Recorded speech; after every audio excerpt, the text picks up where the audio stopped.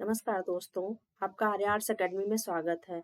हमारा गुफाओं से रिलेटेड एक सीरीज चल रही थी, उसी में नेक्स्ट टॉपिक है। चलिए देखते हैं। उदयगिरी गुफाएं। उदयगिरी और खंडगिरी गुफाएं, ये दोनों गुफाएं अलग अलग हैं। ठीक है, उदयगिरी और खंडगिरी गुफाएं दोनों अलग अलग हैं, लेकिन पास पास ही हैं। जो कहाँ पे है, ये भुवनेश्वर के उड़ीसा में, उड़ीसा के भुवनेश्वर में है। ठीक है, राज्य कौन सा है, उड़ीसा, और जगह कौन सी, भुवनेश्वर में स्थित है।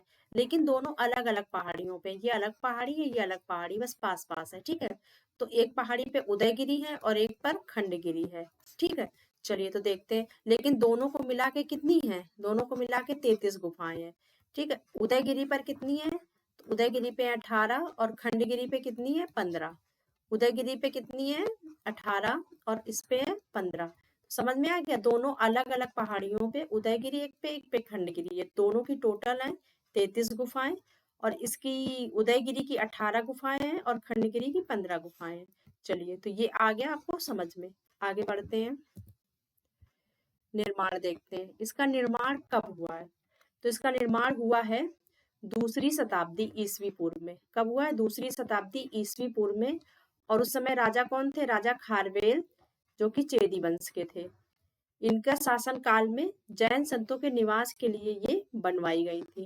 तो दूसरी शताब्दी ईस्वी में राजा खारवेल, जो कि चेदी वंश के थे, इनके द्वारा ये जैन संतों के निवास के लिए एवं ध्यान के लिए बनवाई गई थी। ठीक है, ये कैसे पता चलता है, क्योंकि इनका वहां से हाथी गुफा हाथी गुफा नाम का एक अभिलेख मिलता है। ठीक है, जिससे पता चलता है कि ये दूसरी शताब्दी में बनवाई गई है। मुख्यतः जैन साधुओं के निवास हेतु थी। पूछा गया कई बार कि ये उदयगिरी और खंडगिरी गुफाएं किसके लिए थी, तो मुख्यतः जैन साधुओं के निवास हेतु एवं ध्यान हेतु बनवाई गई थी। चलिए आते हैं नेक्स्ट पेज पे। तो उदयगिरी गुफाएं, उदयगिरी का अर्थ क्या होता है, तो उदयगिरी का मतलब उदय होती सूरज की पहाड़ी। यहाँ पे 18 गुफाएं हैं। कई गुफाएं बहुत ही सुंदर नक्काशी और चित्रों से सजी हुई हैं। चलिए आगे देखते हैं। अब इनकी गुफाएं देखते हैं। प्रमुख गुफाएं कौन सी हैं, तो इनकी एक प्रमुख गुफा है रानी गुफा, जो कि एक गुफा नंबर है। सबसे प्रसिद्ध गुफा मानते हैं इसको उदयगिरी की। ये उदयगिरी की है, पहले उदयगिरी की देख रहे हैं। ठीक है, उदयगिरी की सबसे जो प्रसिद्ध गुफा है वो रानी गुफा है। ये कितने मंजिला है, 2 मंजिला है। सुंदर नक्काशीदार एवं विशाल आंगन इसमें है। 4 दीवारी यानी वेदी पर राजा दरबार की, नृत्य की और धार्मिक चित्र बने हुए हैं। तो जो रानी गुफा है 2 मंजिला है, सबसे प्रसिद्ध गुफा है, पूछी गई है कई बार। सुंदर नक्काशीदार एवं विशाल आंगन है, 4 दीवारी वेदी है एवं राज दरबार, नृत्य और धार्मिक चित्र बने हुए हैं। चलिए आगे देखते हैं। हाथी गुफा, ये कौन सी गुफा है, ये गुफा नंबर 14 है। और जो ये रानी गुफा थी, ये गुफा नंबर कौन सी है, रानी गुफा गुफा नंबर 1 है। ठीक है, हाथी गुफा कौन सी है, गुफा नंबर 14।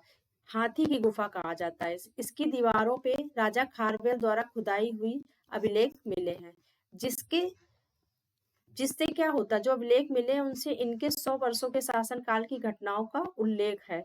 मतलब पता चलता है, इनके अभिलेख से इनके शासन काल की जो घटनाएं हैं उनका पता चलता है। ये किस लिपि में है, क्वेश्चन बहुत बार पूछा गया है कि राजा खारवेल का जो गुफा अभिलेख है तो किस लिपि का है, तो ये ब्राह्मी लिपि का है। इसमें लाइनें कितनी है, तो 117 लाइन है। इसी हाथी गुफा अभिलेख में प्रथम, मतलब संभवतः माना जाता है कि भारत शब्द है, इसका संभवतः पहली बार यहीं पर प्रयोग किया गया है। ठीक है, चलिए आगे देखते हैं। बाघ गुफा या व्याघ्र गुफा, ठीक है, दोनों एक ही है। इसके प्रवेश द्वार पर बाघ के मुख के समान नक्काशीदार, मतलब इसका जो प्रवेश द्वार है वो बाघ के मुख की तरह समान नक्काशी हुई है उस पे, तो इसीलिए इसको क्या कहते हैं, बाघ की गुफा कहते हैं। अन्य गुफाएं कौन है उदयगिरी की, तो अन्य कौन सी है, मंचपुरी, स्वर्गपुरी, जय विजय गुफा, गणेश गुफा और सर्प गुफा। अब इनको देख लीजिए, व्याघ्र गुफा किसमें है, तो गुफा 12 को कहते हैं बाघ गुफा। मंचपुरी गुफा 9 है, जय विजय गुफा 5 है, गणेश गुफा 10 है और सर्प गुफा 15 है। चलिए आगे बढ़ते हैं। उदयगिरी की गुफाएं मुख्य रूप से किसके लिए है, कई बार ये क्वेश्चन पूछा गया, तो ध्यान एवं निवास किसका, जैन धर्म के लोगों का, मतलब जैन धर्म के संतों का। अब देखते हैं खंडगिरी। खंडगिरी का मतलब है टूटी हुई पहाड़ी। गुफाएं कितनी है यहाँ? 15। यहाँ पर भी नक्काशी और चित्रों से सजी हुई हैं। पहली गुफा कौन सी है? ततोवा। ठीक है, ये 1 और 2 है। 1 और 2 मिलाकर एक गुफा जो बनी है उसको ततोवा कहते हैं। प्रवेश द्वार पे तोते की आकृति की नक्काशी है और एवं रक्षक की भी आकृतियां बनी है। ठीक है, लेकिन तोते की आकृति के कारण इसे क्या नाम दिया गया? ततोवा। ठीक है, लेकिन यहाँ पे रक्षक की भी आकृति बनी है प्रवेश द्वार पे। ठीक है, चलिए आगे पेज पे चलते हैं। अनंत गुफा। अब अनंत गुफा कौन सी गुफा नंबर है? तो अनंत गुफा है गुफा नंबर 3।